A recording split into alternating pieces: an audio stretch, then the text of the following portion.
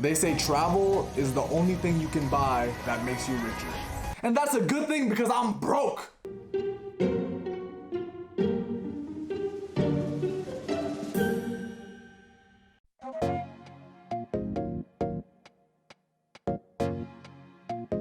What's up everybody, my name is Ghanee Ludin. I'm a creator for The Green Room. I've traveled to over 13 countries over the past few years, all while being a full-time student and only having a part-time job. If you're like me, your Instagram feed is probably filled with influencers traveling all over the world. And you probably thought to yourself, oh, I wish I could travel. Well, I'm here today to tell you that you absolutely can. It's a common misconception to think that travel has to be super expensive, but if you tackle it the right way, it can be extremely affordable. So here are 10 tips on how you can travel on a budget. Obviously, when coronavirus is gone, don't watch this video, then plan your trip for next week, okay? Don't do any of that, stay home. So first and foremost, the one thing that will save you the most money is to travel to cheaper countries.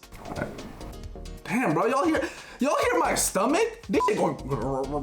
Anyways, Europe is often the first place on a lot of people's mind, but all these tropical islands and blue ass water you see on Instagram are in places like Indonesia, the Philippines, and Thailand, where the cost of living is a lot cheaper. This cost difference is often overlooked, and trust me, I've learned it the hard way. Because in the back of your mind, you're probably thinking that doing day-to-day activities is probably the same price anywhere in the world, right?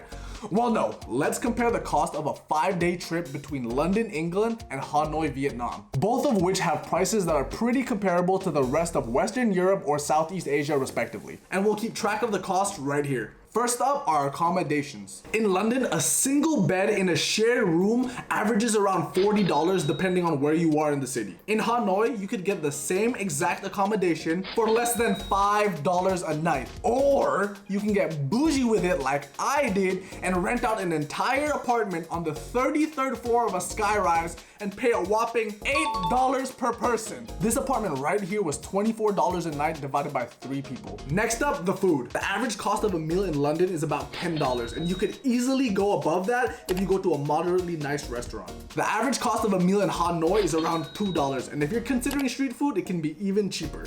Next is the transportation within the city. At a few bucks per journey, it can easily cost you around $10 a day just to get around. In Hanoi, you can call a Grab, which is just like Uber. And a trip within the city will probably cost you around $1. Split that between a few friends and that's chump change. Let's say for the whole day, depending on where you go, it'll cost you around $2. So finally, here on the screen are the simple day-to-day costs of each city. You can already tell that going to Asia is a lot cheaper than going to Europe. And this doesn't even include all the activities like tourist attractions, tours, going out at night, and all the actual fun stuff.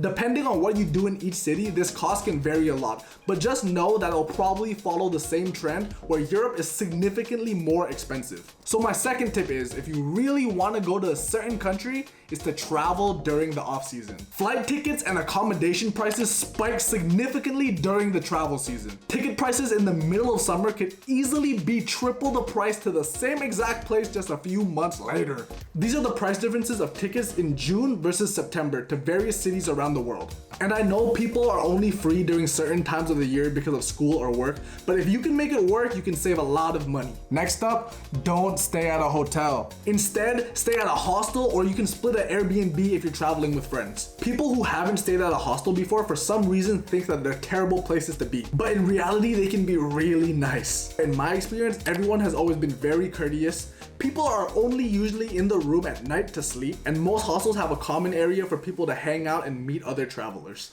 And if you really wanted to, you could get a private room or a semi-private room at a hostel. It'll definitely be more expensive than getting a single bed, but it'll still be cheaper than getting a hotel. Do your research though, because at certain places and certain times, hostels, hotels, and Airbnbs can all be similar prices, depending on the city you're traveling to and if you're traveling with friends. Next tip, eat at local restaurants and cook your own food. Restaurants in tourist areas often mark up their prices significantly. So to save money and most likely have a more authentic taste of the food, just venture off a few blocks from any tourist areas. I personally love to eat the local cuisine whenever I travel, but in places like Europe, that can really add up. So to offset that cost, I usually try to cook at least one meal a day. That being said, if you're staying at a hostel or a hotel, breakfast is usually free. Next tip, avoid expensive tours and tour guides. In my opinion, the vast majority of tours suck. Yes, you're probably seeing all the main spots, but you don't truly get to absorb the culture. Instead, you can find detailed itineraries online, go to the places you actually want to go at your own pace, and save money. I usually don't go on tours unless it's a unique type of tour.